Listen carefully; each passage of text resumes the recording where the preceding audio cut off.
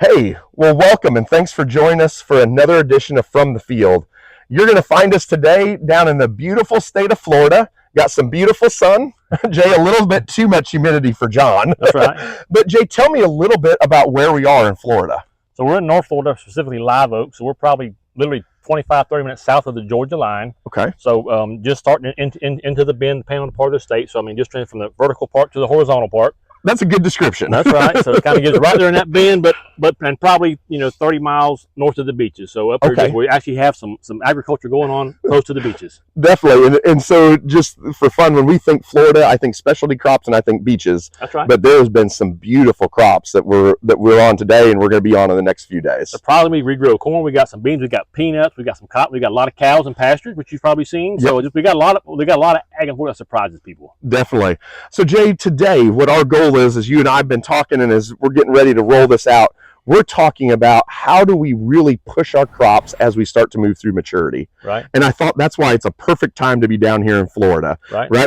As you go a little further north, I know it's been a struggle for planting, but we're moving into kind of those final phases as we're looking at it here.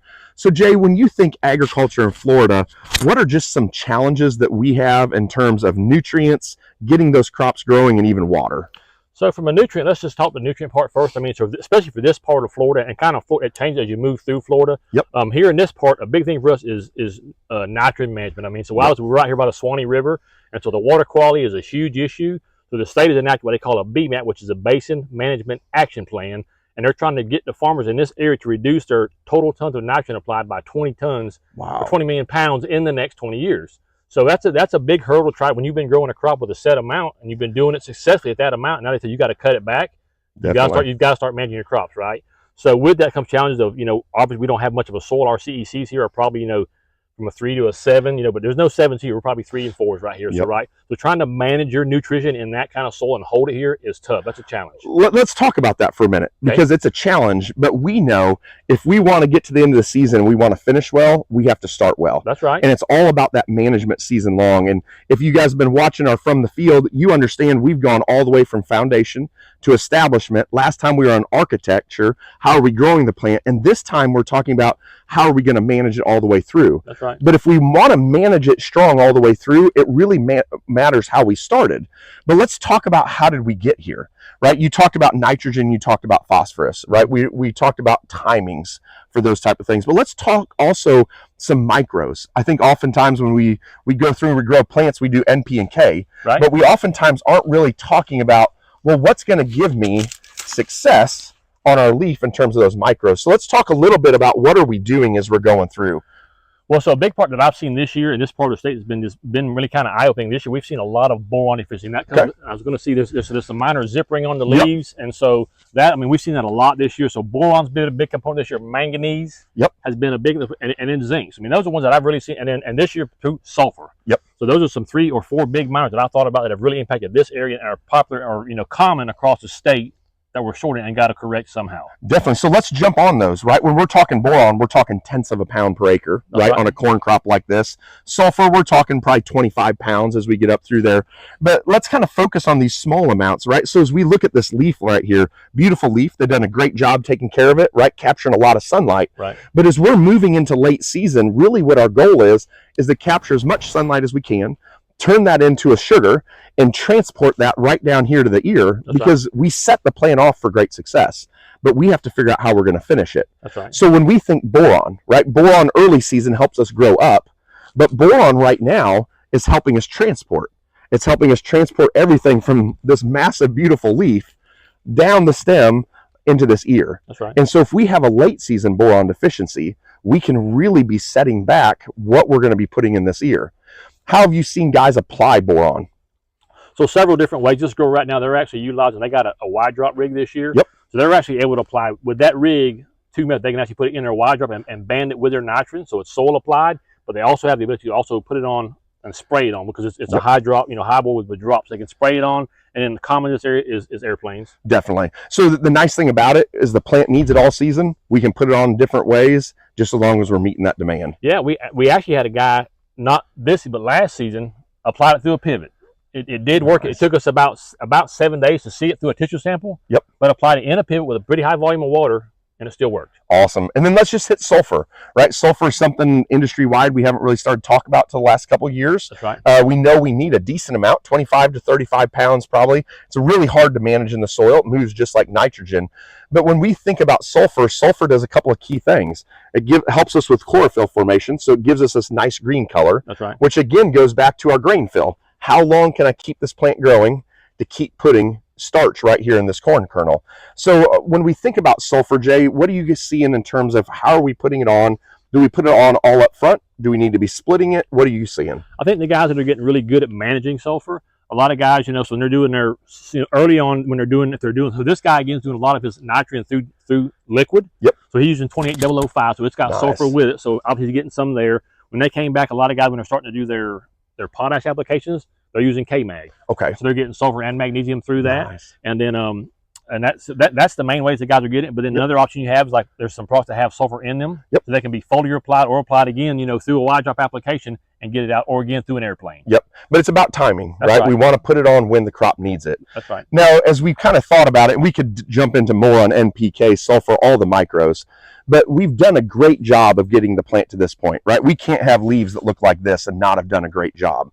But the question becomes now, how do we push it to that finish line, right? I think about crop farming as a marathon, right? You have to start, and you have to start strong, but you got to stay strong in the middle, and you really have to be strong at the end. That's right. So when we think about some of the stresses, I honestly think, man, Florida gets all the rain it ever needs. But you guys face some stresses just like the rest of the United States. Yeah, so Florida's fickle, especially being right here by the Gulf. I mean, you'll see a blob of rain coming on the radar and think, man, we're going to get hammered. Yep. But as it comes off that Gulf and hits the panhandle, it just dissipates and goes away. So, you're planning, these guys are using moisture probes, and they'll try to watch, again, as we've talked about in the past, fill their pockets up and fill that bank of water up in storage to have it there for the roots to pool. So if they see a rain event coming because they're trying to manage nitrogen and water, they may back off that irrigation to try to build a storage bank to hold it. But then when that storm falls apart as it approaches, yep, they've got to get back on the throttle and just pour it to it. So, but guys are managing that with these moisture probes to try to do that. But to your point, when we planted this year, a lot of guys started planting back early April, and some of the guys that got on our early plant, we had 8 inches of rain. Yep. Short, within a day or two of those plantings. So it made it really tough. But then after everything got planted, typical to Florida, it changed. It broke off and got hot for several weeks. So you're trying to overcome all everything. We've got perfect weather down here, but again, we've got humidity, and with that we get a lot of bugs and pests yep, too. So a lot of things come with this environment that are challenging and create stress that we have to overcome. So I like that stress we have to overcome. So let's talk a little bit about stress management. We know that our crops are going to have some type of stress. That's right. Be too much rain, too little rain. Up north, it's been too much rain and too cool, not enough heat units. Down here, you guys have plenty of heat units, let me tell you.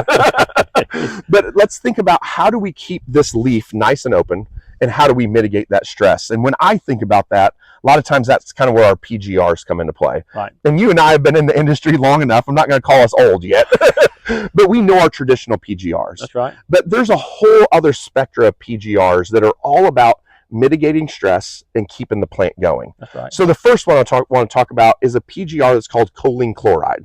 So first of all, chloride, we always think salt, not a salt, right? But choline chloride, we know we can apply it foliarly.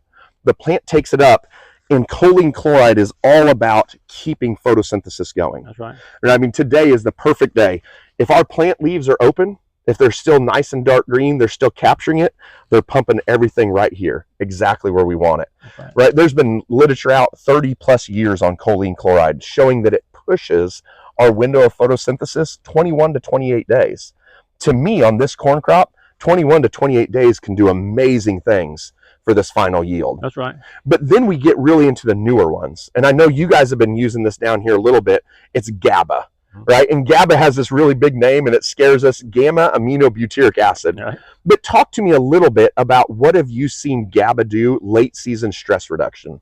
So it helps to mitigate that stress, because we get, again, with this weather, we get a lot of cloudy days, and so yep, we get time like today, we got plenty of sun, you can see it, so obviously the leaves are open, they're collecting all the sunshine they can. But when we put that GABA out there, it just helps the crop overcome these cloudy days. Yep. We're still able to keep the leaves open. When it gets hot and we have we've been told to get rain all week, but we didn't get a lot. Now we're hot and humid. Again, so no fault of the farmers, but they've actually cut the water back. So you see leaves going through maybe a drought just because of that. Yep. This guy, we talked to him a little earlier today, he said he just turned the pivot back on. He's been off yep, for 3 or 4 days.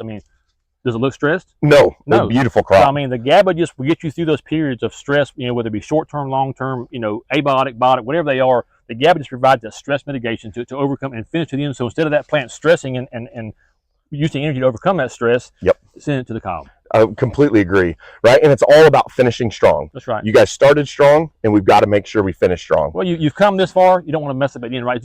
As you guys always go back to the football analysis, Yep. you run down the whole field. You're at the goal post. You don't want to trip going into the goal line. That's you right. want to finish out, right? You've got to finish it that's strong. What we're trying to do. Definitely, you're capturing the value of your investment all season at this point, pretty much. That's right. So, Jay, we've switched things up a little bit. In the past, we've gone live from different parts.